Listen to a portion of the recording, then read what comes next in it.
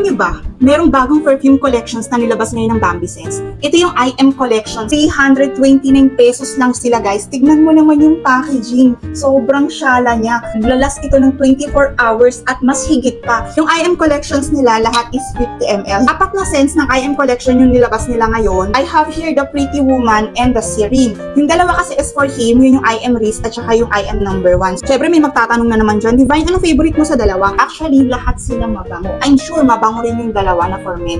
Pero ang favorite ko, itong si Pretty Woman. Hindi mo iisipin na 329 pesos lang siya. Nung sinuot ko siya kahapon, pinagtitinginan talaga ako ng mga tao. Ang atake niya kasi, amoy divine feminine ka, amoy sophisticated woman ka. Saan bango niya? Bagay na bagay siya kapag may date ka or night out. Ito yung suotin mo. Highly recommended to. Ito namang si Serene, yung kanyang vibes. Kalmado, tapos napaka-elegant mong babae. Ganun yung atake niya. Mabango rin siya. Gusto ko yung kanilang scents pareho, pero mas favorite ko si Pretty Woman.